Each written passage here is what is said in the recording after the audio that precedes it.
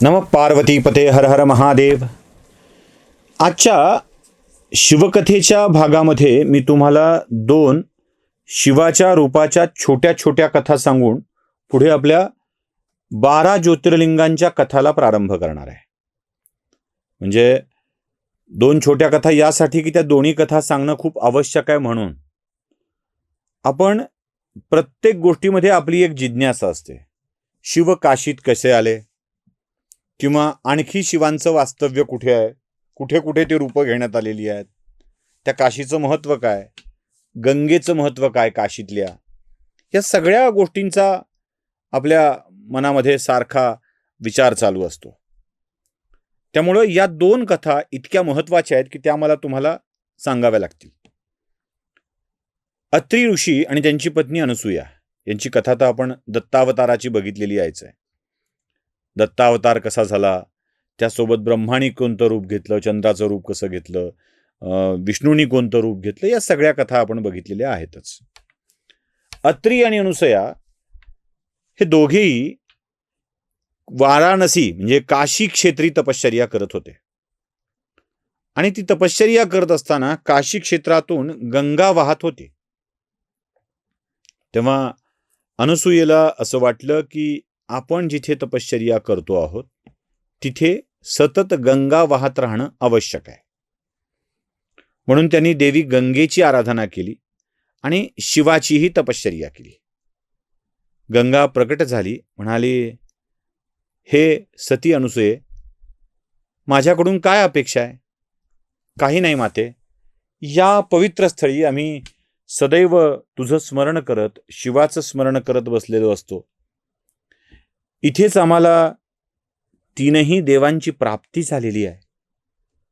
माझी अशी इच्छा आहे की आपण इथे कायम वास्तव्याला राहावं. गंगा म्हणाली, हरकत नाही, राहीन मी. पण का राहावं असं तुला वाटतंय? हे देवी, आपल्या स्नानाने असंख्य लोक पवित्र होतील, त्यांच्या पापांना धुतलं जाईल, त्यांच्या मनात पुण्य भावना येतील. एक भ्रम काढून टाका डोक्यातून की गंगेत स्नान केलं की पाप धुतल्या जातं, म्हणजे पाप करायचं आणि गंगेत स्नानाला जायचं असा समज काढून टाका. आणि समजा तुमचा हा समज तुम्हाला उगाच खरा वाटत असेल की गंगेत स्नान केल्यावर पाप धुतल्या जातं, तर गंगेनी पद्धत बदलली आहे. गंगेनी काय केलंय, पुण्याला नो एंट्री केली आहे आपल्या पाण्यात, पापाला नो एंट्री केली आहे. यायचं नाही. गंगा अब राम तेरी गंगा मैली हो गई म्हणल्यामुळं ते आता माझ्या पात्रात तुम्ही यायचं नाही हे पापाला निक्षून सांगितलं. आणि पापाची हिंमत नाही आहे गंगेच्या पात्रात उतरण्याची. मग काय होतं, तुम्ही स्नानाला गेलात की पापाला कळतं की आता गंगेत चाललाय, ते उतरतं आणि काठावर बसतं तुमच्यातून. तुम्ही स्नान करता, छान पवित्र मनाने स्नान करता, बाहेर येता, बाहेर आलं की पाप पुन्हा तुमच्या बोकांडी बसतं, तुम्ही निघाले बाहेर. त्यामुळे जोवर तुम्ही गंगेत आहात तोवर तुम्ही पुण्यवान आहात. गंगेच्या बाहेर पडल्यावर पुण्य असण्याची शक्यता नाही आहे. हे पाप धुतलं जाणं म्हणजे काय आहे? जेव्हा आम्ही काशी क्षेत्री जातो, तीर्थक्षेत्री जातो, देवाच्या पुण्य पावन निवास क्षेत्री जातो, तेव्हा आमच्या मनातल्या वाईट भावना जळून गेल्या पाहिजेत, संपल्या पाहिजेत. आणि तिथलं तेज एवढं असतं, तिथली भक्ती एवढी असते, वातावरण इतकं सुंदर असतं की त्यात आमच्या मनामध्ये कुठल्याही वाईट भावना शिल्लक राहत नाहीत. पण आपण त्या वृत्तीनं गेलं पाहिजे. अनसूया माता म्हणाल्या, माता गंगे, आपण लोकांच्या कल्याणास्तव इथे वाहत राहावं, लोकांचं आयुष्य सुजलाम सुफलाम होईल. गंगेचा काठ मोठा सुजलाम आहे, सुफलाम आहे, सुपीक आहे, ह्या लोकांचं भलं होत राहील. त्यामुळे आपण इथून वाहत राहावं अशी माझी इच्छा आहे. माता गंगा म्हणाल्या, ठीक आहे, तुझी इच्छा मी पूर्ण करते. कसं आहे, लोकांकडून वर्गणी घेऊन गणपती बसवणाऱ्यांना पुण्य मिळत नसतं, कारण तुम्ही फक्त वर्गणी गोळा करता. बाकी पुण्य तर ते वर्गणी देणाऱ्यांनाच आहे ना, ज्यांनी खरोखर त्या उत्सवाला दिले त्यांना.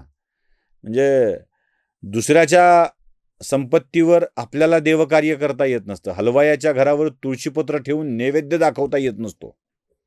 त्यासाठी आपलं कर्म असावं लागतं.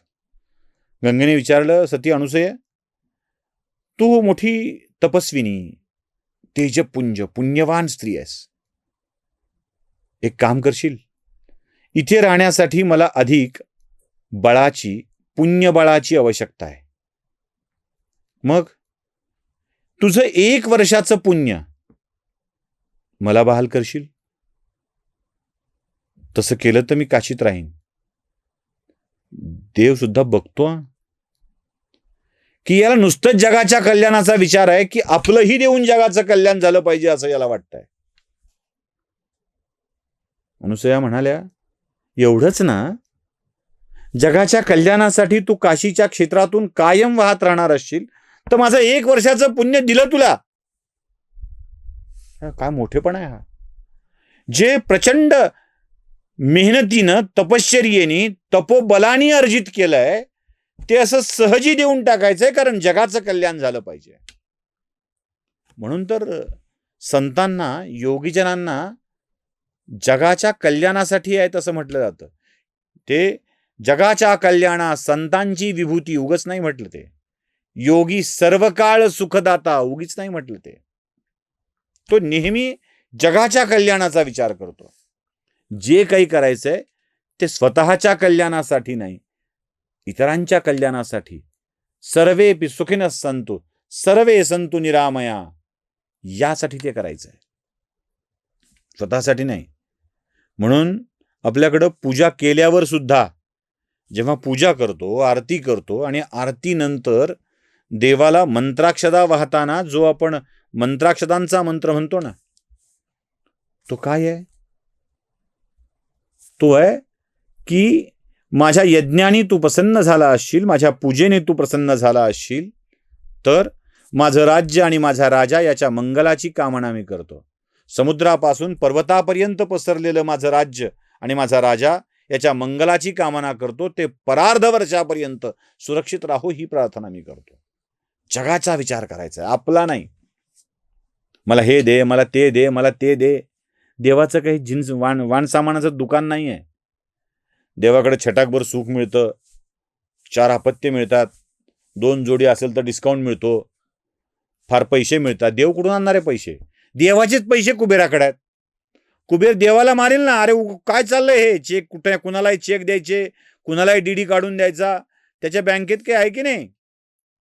तो असा धन देत नसतो. तो काय देतो? सर्वांचं कल्याण करणाऱ्या गोष्टी देतो आणि त्यातून तुम्ही साध्य करायचंय. अनुसूया मातेला गंगेनी 1 वर्षाचं पुण्य मागितलंय आणि ते पुण्य सहजीच देऊ केलंय. दिलं, चल इदन्न मम, हे तुझं आहे, दिलं तुला, चल. आणि ते मिळाल्याबरोबर गंगेनी तिथे वाहण्याचं वचन दिलंय. आणि काय आश्चर्य, आपलं 1 वर्षाचं तपोबल देणारी अनुसूया जेव्हा भगवान शिवाला दिसते, कळते, तेव्हा ते प्रसन्न होतात. गंगा वाहणं सोडा, भगवान शिवच माता अनुसूयेच्या समोर उभे राहतात. म्हणतात, हे माते, बघा देव म्हणतोय माते, देव, हे माते, काय आहे? देव अयोनिज आहे, अजन्मा आहे, अजर आहे, अमर आहे. तो अजर अमर असला तरी अयोनिज आहे, अजन्मा आहे, हे विसरून चालणार नाही. त्यालाही कधी कधी वाटत असेल की आपल्यालाही आईचं प्रेम मिळावं, म्हणूनच तो वारंवार अवतार घेतो. राम बनून, कौसल्याचा राम बनून येतो. तर कधी एका आईवर भागत नाही, देवकीच्या उदरातून जन्म घेतो, यशोदेच्या ओटीत पडतो. तिच्याकडून सगळे लाड करून घेतो, सगळे लाड. नटखट कान्हा बनून जातो. त्यालाही कधी कधी वाटतं आपल्याला आई असली पाहिजे. म्हणून तो अनुसूयेच्या पोटी तिघच्या तिघ जन्माला येतात. तो सोपं नाही आहे.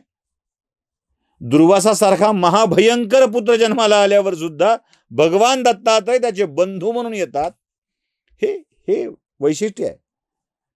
माते, अगं काय, जगाच्या कल्याणासाठी तू तुझं पुण्य देऊ केलंस, प्रसन्न झालोय मी, माग, काय वरदान मागतेस?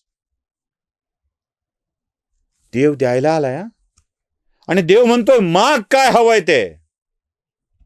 आई काय म्हणते? कोणीही असतं तर देवा हे दे ते दे ते दे म्हटलं असतं. त्या आईनं काय मागितलं? देतोयस मला?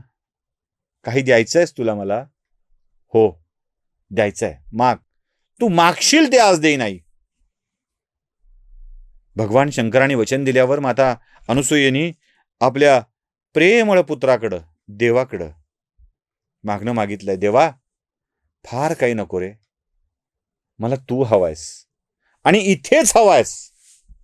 माझ्यासाठी या काशी क्षेत्री निवास करून राहशील, या जगाला मोक्ष देण्याचा प्रयत्न करशील, या जगाला ज्ञान देण्याचा प्रयत्न करशील. इथून ज्ञान मिळालं पाहिजे, इथून मोक्ष मिळाला पाहिजे, यासाठी काही करशील.